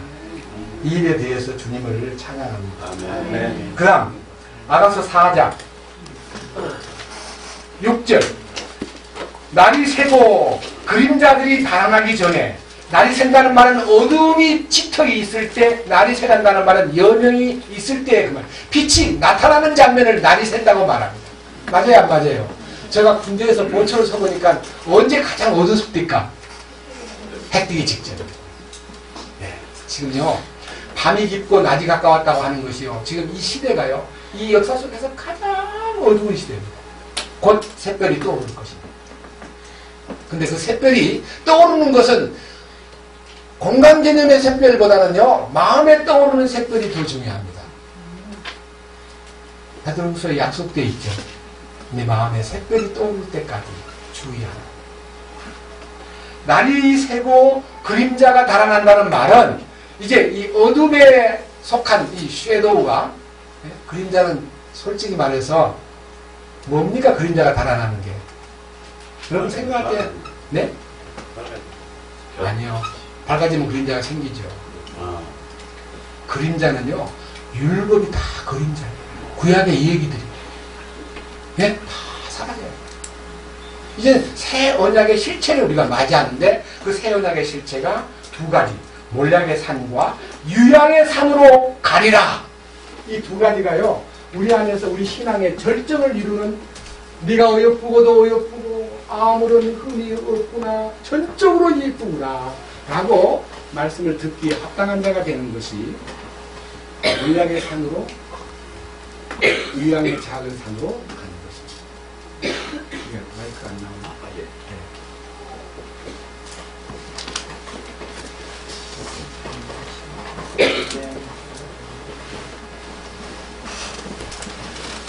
몰약의 산, 유향의 작은 산. 이게 해결입니다. 해결책. 여러분, 동방 박사들이 예수님에게 탄생할 때 갖고 온 선물 세 가지가 뭡니까?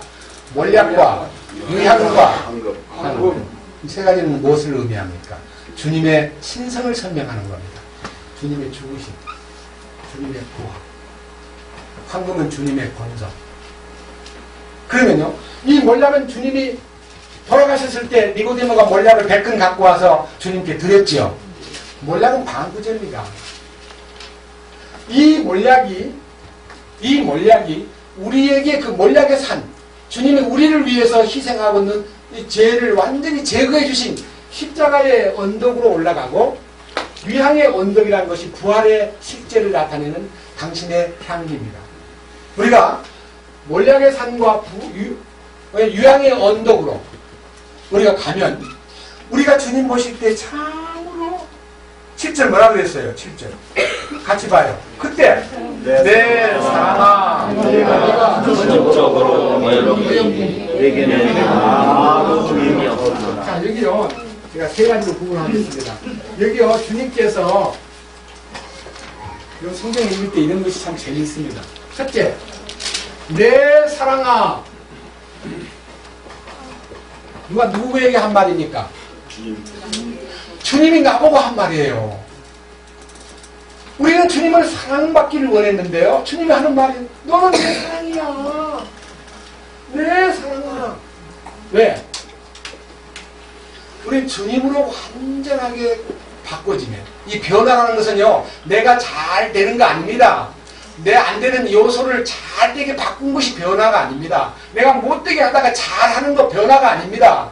내가 성질이 사나운데 조용해진 거 변화가 아닙니다. 진정한 변화는 나는 사라지는 것입니다. 주님이 나타나는 거예요. 그래서 주님이 내 사랑아 하는 것은요, 전적으로 주님으로 인하여 모든 몰약의 향기와 유향의 향기로 단장된 나를 보고, 주님의 죽으심과 부활의 능력으로 변화된 나를 보고 내 사랑아 그랬고, 두 번째 뭐라고 했어요? 네? 내가 전적으로 전적으로 어여쁘대. 전적으로. 전적으로 어여쁘대요. 이게 뭔 말인지 아세요? 딴 거를 볼 마음이 없다 이거예요. 예? 거기 필이 딱 꽂혀버린 거예요. 우리가 주님을 향해서 전적으로 주님 최고입니다라고 하는 비둘기 눈을 가졌을 때, 주님 날 보고 넌 전적으로 예쁘다. 나는 딴 걸 가릴 것이 없어. 너밖에 없어. 성경에 그런 말이 있거든요. 뒤에 한번 보세요. 제가 뭐 이거를 꾸민 것이 아닙니다. 아가서 6장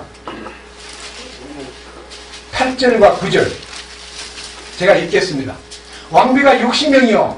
옛날에 왕비가요 더 많아져가지고 왕비가 700명 되고요, 빈장 후궁이 300명 돼가지고 1000명을 거느릴 때, 옛날 얘기가 아니고 초기에 솔로몬이 초기에 60명의 왕비를 거느리고 후궁이 80명이었는데, 그 다음에 그제 후보 생들이 몇 명이에요? 처녀들이 막 수도 없이 많아. 솔로몬 바라보고 막 몰려드는 거예요. 수도 없이 많은 여자들이. 근데 구절에 뭐라 했어요? 나의 비둘기, 나의 더럽혀지지 아니한 자는 오직 하나뿐이다. 이 술람이 여자를 향해서 모든 것이 전적으로 결정이 되어 있는 겁니다. 전적으로 어여쁜 여러분이 돼야 됩니다. 저는 그 사랑 안에 여러분들이 전적으로 예쁜 자가 되기를 원합니다. 왜? 이유가 뭐예요? 세 번째. 예? 뭐라고 그랬어요? 아가서 4장? 네, 아우, 정말 우리 참 빨리 아시네요. 아무 흠이 없대요. 아무 흠이 없대요. 아무 흠이 없구나. 이게 정말, 와, 무슨 소리야.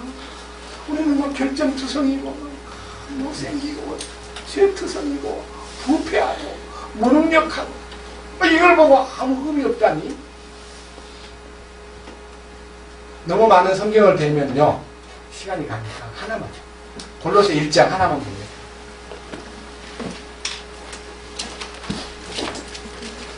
골로새 1장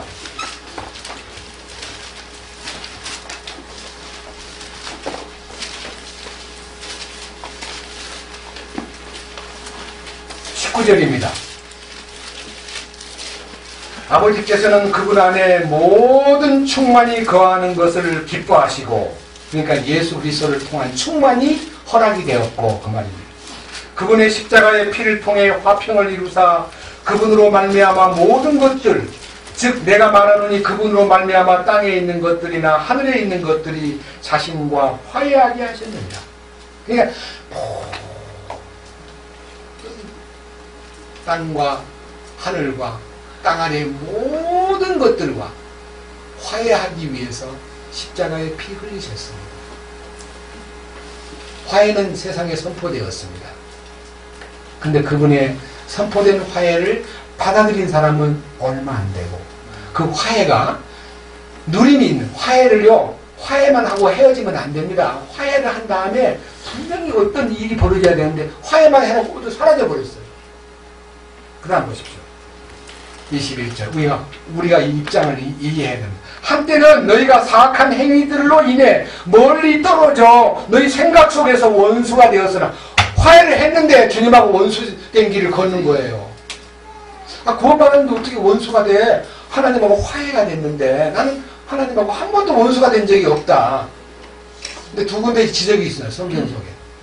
가늠한 이다들이여 세상과 벗된 것이 하나님과 원수되는 것을 알지 못하네. 구원받았다 하면서요, 세상에 쏠려가지고 세상에 빠지면 하나님과 원수가 됩니다. 또 한 가지, 갈라디아서에 보면요, 육체의 생각은 하나님과 원수가 되나니라고 했습니다. 하나님과 반대니까. 육신에 빠져가지고 막 허덕거리면 하나님하고 원수가 됩니다. 이렇게 세상을 사랑하거나 육신을 사랑하거나 내 마음대로 살면 화해된 입장에서 원수관계로 사는데, 이것이 22절. 이제는 이 시제가 현재잖아. 이제는 그분께서 죽음을 통해 자기 육체의 몸으로 화해를 이루사. 참 이게 단어가 어려운, 육체의 몸으로 화해를 이루사. 이 화해가 두 번째 화해입니다. 피를 흘려서 화해를 이룬 희생과 그의 혼의 고통을 통해서 우리를 근본적으로 화해를 시켜주기 위해서 우리를 불러드릴 때 어떻게 불러드리냐면요, 화해를 이루신 주님이 너희를 그분의 눈앞에서 어떻게 거룩하고 흠없고 책망할 것이 없는 자로 제시하려 하셨으니. 여러분, 구원받은 사람 보고요, 제사함 받은 사람 보고 당신은 이 22절 읽어보십시오. 당신은 거룩합니까? 당신은 흠 없습니까? 당신은 책망받을 것이 없습니까? 지금 사는데 책망받을 거 있어? 없어? 물어보면 많지요. 너무너무 많지요. 여기에서 확실히 벗어나야 됩니다. 세 가지 요건. 거룩하고 흠이 없고 책망받을 것이 없는 자로 하나님의 눈앞에 나타나야 됩니다. 사람들에게 보이는 거 아닙니다. 사람들은요, 내가 속일 수도 있고요, 내가 속은 안 그런데 겉으로 그럼 난 그렇게, 나는 흠도 없어, 책망받을 것도 나는 없다고 믿어, 이러니까요, 그 사람은 말뿐이야. 아유, 입만 살아. 지난번 보니까 그냥 막 성질도 내고, 아이고 형편없이 나는 유목심도 많아. 이기주의야. 아이고 말도 마. 불안정한 사람이야. 사람들 앞에 흠없고 책망받을 것이 없는 사람으로 나타나라 그러지 않고요. 하나님의 눈앞에요. 하나님의 눈앞에.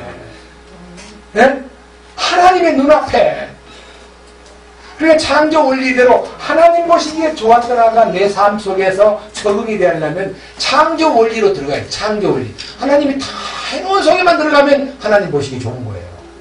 내가 뭘 하려고 그러면 하나님 너 불법을 행하는 자들아. 싫어하세요. 어떻게 되냐? 그 다음 보세요. 23절. 만일 너희가 믿음 안에 거하여, 믿음이라는 것은 그리스도의 믿음 안에 들어가 터를 가지고 정착해서 너희가 들은 복음의 소망에서 떠나지 아니하면 그리 하시리. 이게요, 복음의 소망 안으로 들어가요. 이 복음의 소망이라는 게요, 단순한 비전만 주는 게 아니라 우리에게 실제를 안겨주는 거예요. 사람들은 죄사함 받고 그냥 저절로 하늘나라 갈 수 있다고 믿고 있습니다. 죄사함 받고 어떻게 살더라도 하나님은 나를 영원히 책임져 준다고 믿고 있습니다. 그 믿음 나쁜 믿음은 아닙니다. 그러나 그가 영원히 책임질 분에게 위임된 정부, 소위 말하는 이양, 정권 이양이 확실히 돼야 됩니다. 정권 이양도 안 하고 지가 막 불법으로 자기 정권을, 내 정권은 내가 하겠습니다라고 자기가 다스린다고 고집 부리는 사람한테 어떻게 주님이 보장하겠습니까? 확실히 정부가 이양된 경험을 여러분 자신이, 나는 물러나고 주님이 내 속에 왕으로 확실히 임하신 실체가 있어야 돼요. 이것이 전적으로 어여쁘고 아무 흠이 없는 상태입니다. 여러분 이 자리에 우리 같이 가고 싶지 않습니까? 이 영광스러운 자리에. 이 아가서를 읽으면서요, 이렇게 놀라운 약속이 준비되어 있는데 우리가 어디로 간단 말인가? 이 일에 대해서 다윗의 망대를 논했기 때문에 최종적으로 성경 하나 사무엘하 22장을 보겠습니다. 사무엘하 22장.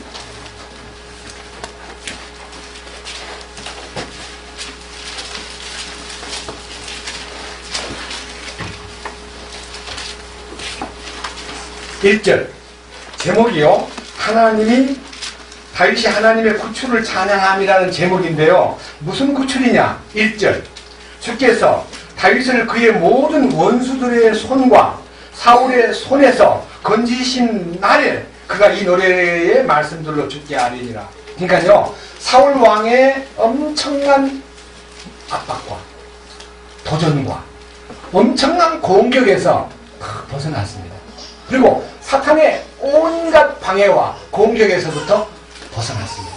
근데 이런 경험이요, 실제 있어야 됩니다. 사울 왕에게 쫓기는 다윗 왕의 모습은요, 뭔 말인지 아세요? 가짜왕 사울이, 하나님의 기름 부음을에서 떠나버린 사울이 자기 생각대로 통치하고 하나님의 이끄심 안에서 당신의 뜻을 이루려는 다윗을 공격했다는 말은, 우리의 이 혼이라는 못된 왕이 하나님 안에서 영적으로 참 충만하고 싶어하는 그 삶을 공격하는 모습입니다. 근데 어느 날 내가 그 사울 같은 혼이요 탁 죽어버리고 이제 주님 안에서 자유를 탁 얻었을 때에 내 안에 있던 공격자로부터 벗어난 순간 이렇게 얘기해야 됩니다. 2절, 그가 이르되 주여, 주는 나의 반석이십니다. 나의 요새이십니다. 나의 구출자이십니다. 내가 신뢰할 나의 반석 되시는 하나님, 당신은 나의 방패이십니다. 나의 구원의 뿌리십니다. 나의 높은 망대십니다. 나의 피난처이십니다. 나의 구원자이십니다. 라고 고백해놓고 주께서 나를 폭력에서 구원하시나이다. 이 폭력범이 누굽니까? 사울이잖아요. 우리의 폭력범이 누굽니까? 어느 폭력도 하고요, 주먹질도 하고, 우리 이영성 형제가 옛날에 고백한 고백을 빌리면 구원받은 형제가 구원받은 형제하고 싸우다가 뭐가 나갔다 그러잖아요. 네, 이빨이 나갔다는 거예요. 왜? 뭐 뜯다가. 그게 뭐야? 폭력을 쓴 거예요. 근데 그 폭력자가 상대가 아니고 내가 바로 폭력범이다 이거예요. 사실 내가 폭력자인데, 나 같은 이 폭력범을 주님이 처리해 주시고 주님의 영광스러운 대열에 들어가게 했습니다. 주여, 나를 폭력에서 구속하셨나이다. 그 다음에 이제 딱 마음에서 4절 뭐가 나옵니까? 찬양받기 합당하신 주님, 내가 주님을 부릅니다. 여기에서요 참 찬송이 나오는 거예요. 이 경험 없이 막 찬송가 잘 불러도 그건요 별로 아름다운 찬송이 아닙니다. 주님, 찬양받기 합당하신 주님, 내가 주님 이름을 부르오니 이로써 내가 내 원수들에게서 구원을 받으리로다. 아까는 폭력에서 구원해 주시고 이제는 사탄의 공격. 찬송을 불러도요 정말 이 속에서 우러나오는 영으로 찬송하고 영으로 주님을 경배하고 영으로 주님 앞에 기도해야 주님 받으시는데 영어로 안 하고 뭘 했어요? 전부 다 혼으로 한 거예요. 찬송도 그냥 입으로 부르고. 그래서 이 백성이 입술로는 나를 공경하나 마음은 내게서 멀더라. 사람의 계명으로 교훈을 삼아 가르치니 나를 헛되이 경배하느니라. 잘못 믿고 있는 사람이 엄청 많습니다. 이렇게 사랑을 받기에 합당한 자, 전적으로 어여쁜 자, 아무 흠이 없는 자가 되면 몰락의 산 유황의 산으로 가서 주님과 만나면요 그 산에서 놀라운 축복을 우리에게 나타내겠습니다. 그 다음 뭐라 그랬습니까? 5절 사망의 물결이 나를 에워싸고 경건치 아니한 자들의 홍수가 나를 무섭게 하였습니다. 그동안 살아온 과거를 보니까요 와 내가 지금 사망의 물결에 휩싸여가지고 막 떠밀려가던 나였다 이거예요. 그 다음 6절 지옥의 고통이 나를 에워싸고 사망의 올가미들이 나보다 앞서갔도다. 지옥의 고통이라는 거는요 지옥 가서 지옥 고통 받는 것은 결과이지만요 이 심령이 지옥 생활을 한 사람은 얼마나 많아요. 조금 복잡하고 힘들으면 아이고 사는 것이 아니야. 이야 지옥 같아 지옥 같아. 속에 지옥이 있는 사람은 성령으로 인침받지 못한 사람은 지옥 생활을 하는 거예요. 이 땅에서. 네?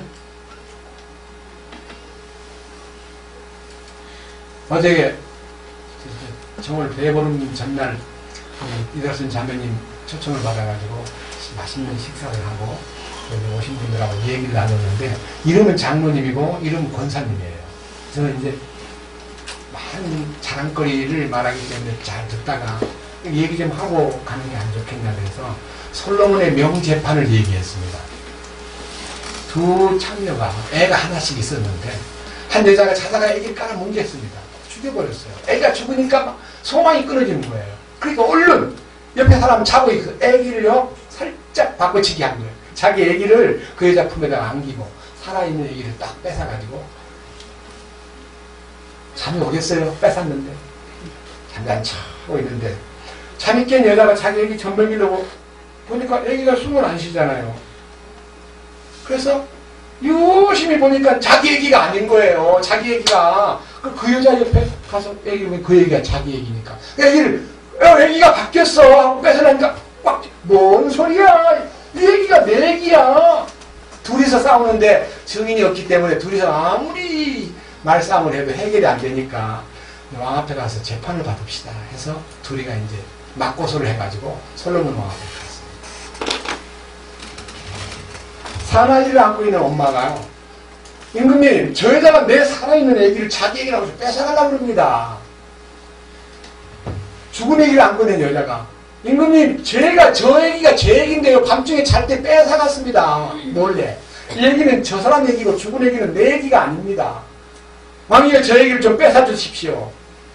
왕이 아무리 봐도 증인도 없고 뭐 상황을 알 수가 없으니까 왕은 하나님의 지혜를 빌려가지고 여봐라 저 사람 애기를 반 똑 잘라가지고 저 반반씩 나눠줘라. 그 순간 죽은 애기를 안고 있던 여자의 마음속에 그 아이에 대한 불타는 애정 생명에 대한 존귀함을 느낀 그 여자가 죽은 애기를 안고 임금님 그 애기를 죽이지 마시고요 그 애한테 주세요. 저 포기하겠습니다. 뭔 말이에요? 생명의 애착이 나타났습니다. 사내기를 안고 있는 여자가 너무너무 그 즉시 뒤이어 왕이시여 참 공평하십니다. 반 잘라가지고 야 네 것도 되게 말고 내 것도 되게 말고 하는 거 참 잘 생각하셨습니다. 왕의 판단이 옳습니다. 왕께서 여봐라 진짜 엄마는 저 여자다. 저 여자한테 아기를 줘라. 그래서 솔로몬이 하나님의 지혜를 빌려 참 엄마를 찾아주었다는 기록이 있습니다. 여러분 무슨 얘기입니까 그게? 그 명재판이 무슨 얘기냐 이거예요. 잘 됐다가 아니라 여러분 믿음을 가진 어머니 믿음 아이가 믿음입니다. 그리스도의 믿음. 근데 내가 이 몸에 잠버릇에 의해서 내가 뒹굴다가 애기를 깔아뭉개 죽였어요. 믿음이 죽었습니다. 그러니까 자기 믿음이 사람 믿음인 것처럼 보이려고 아무리 애써도 그 믿음 안에는 사랑이 있어야 되는데 이 안에는 사랑이 흐르지 않습니다. 이 애기에 대한 진정한 사랑이 없기 때문에 이 애기를 자르라니까 맞습니다. 자르세요. 잘라서 네 것도 내게 말고 내 것도 내게 말고 하는데 애기를 빼앗기는 엄마의 마음속에는 비록 내 애기가 저 품에 있지만 자기 사랑이 통하고 있습니다. 왕이시여 그 애를 죽이지 마시고 그 아이를 그 엄마한테 주세요. 뭔 말이에요? 생명을 사랑하는 사랑이 있는 거예요.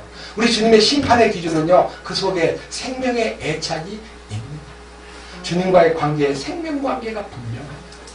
이것은요, 왕의 칼 앞에 나타나는 인간의 어쩔 수 없는 자아 실토인 것입니다. 하나님의 검 앞에, 성령의 검 앞에. 여러분, 구원받았는데 받은 사랑만 갖고 살면서 내 육신의 어떤 삶에 의해서 애기를 깔아뭉개 죽여놓고 이 애기가 죽으면 난 소망이 끊어지고 이 애기가 죽어지면 나는 어떻게 살까 해서 산 애기를 뺏어오기는 했지만 그 애기는 자기의 애기가 아니라 가짜 애기입니다. 이 말은 사랑이 속에서는 없는데 겉으로 소망을 갖고 기다리는 미련한 다섯 처녀와 같은 운명입니다. 다섯 처녀는 등불에는 불이 와 있지만 예비된 그릇에 기름이 없다는 것입니다. 예비된 그릇은 혼의 성령이 부어져야 됩니다. 혼의 성령이 부어지려면요, 혼을 비워야 됩니다. 혼을 비우는 방법은 노력으로 비우는 게 아니라 성령이 오셔가지고 당신을 혼을 청소해야 됩니다. 혼을 청소하는 것이 뭐예요? 베드로전서 1장 22절에 우리가 성령의 도우심을 통해 성령님을 통해 진리에 순종함으로 우리의 혼을 깨끗하게 하여 이 청소하는 거예요. 그 다음에 참으로 형제를 사랑하기에 이르렀으니 마음으로 뜨겁게 피차 사랑하라. 이 뜨거운 사랑이 용솟음치는 그 생명이 되려면 이 혼이라는 아주 거짓부인 아주 위선덩어리 모순 덩어리 이게 제거돼야 돼요. 그래야 그분 앞에 사랑스러운 자, 전적으로 어여쁜 자, 아무 흠이 없는 자가 되는 것입니다. 이 영광스러운 말씀을 가슴에 안고 저는 그분들한테 이 믿음을 살아있는 믿음 갖기 원합니다. 그리고 사랑하는 마음이 속에서 솟구치는 사람 되기를 원합니다고 왔는데요. 제가 간 다음에 이제 우리 최종섭 형제님이요. 보통 때는 말을 안 열었는데 우리 안에 배웠던 말씀을 아주 세밀하게 전해주더래요. 그러니까 그분이요, 듣다가 말고, 이봐. 얘 동생이거든요. 그분은 81살이고, 우리 최종섭 형제님 몇 살이죠? 77, 4살 위니까요, 형이. 야, 니 죽어봤어? 니 지옥 가봤어? 야, 너 지옥이 어딨냐? 아니, 장모님 입에서 죽어봤어? 니 지옥이 어딨냐? 이런 분이 장모예요. 그 얘기를 듣고 있던 우리 이다순 장모님 마음이 너무 아파가지고 형제님 예수 믿는 사람이 그럽디다. 그 사람은 뭐 돈 많이 벌어가지고 잘 살고요. 아파트가 몇 채 있고 세상에서 부러운 것이 없는 사람입니다. 그런데 그가 주님 모실 때 내 사랑아가 아니고 내 미워하는 자야. 그렇게 돼 있었고 전적으로 미운 자야. 너는 완전히 그냥 아무런 정결함이 없는 흠투성이구나. 멸망받게 할 거야. 여기요. 자, 마지막 얘기 한번 보세요. 지옥의 고통이 나를 에워싸고 사망의 올가미들이 나보다 앞서갔도다. 7절. 내가 고통 중에 주를 부르며 내 하나님께 부르짖으매 그분께서 자신의 성전에서 내 음성을 들으셨고 내 부르짖음이 그분의 귀에 들어갔도다. 얼마나 이 놀라운 얘기예요. 응답받은 기도. 삶 속에 주님과 대화가 되는 삶. 얼마나 놀라운 축복입니까? 이 축복이 다윗의 망대 안에 비춰진 다윗의 해결점을 선포하고 있는 것입니다. 이 안에요, 좀 22장을 읽어보면요, 전부 다 그게 나타나는데, 밑에 이제 마지막 51절 하나 보고 마치겠습니다. 사무엘하 22장 51절 같이 보겠습니다. 그분께서는 자신의 왕에게 구원의 망대이시며 자신의 기름 부음 받은 자 곧 다윗과 그의 씨에게 영원토록 긍휼을 베푸시는도다. 구원의 망대이신 하나님, 주님, 나는 비록 왕이지만 당신의 통치권을 받습니다. 당신의 다스리심 안에서 저는 긍휼을 받기를 원합니다. 여러분, 우리가 아무리 높은 자리에 있어도요, 주님의 높으심을 따라갈 수가 없고, 우리가 아무리 잘나도 주님 앞에서 잘난 척할 수가 없는 사람 아닙니까?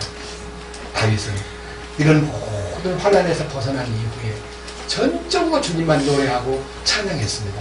그 찬양이 다윗이 37살 먹었을 때 부른 찬송입니다.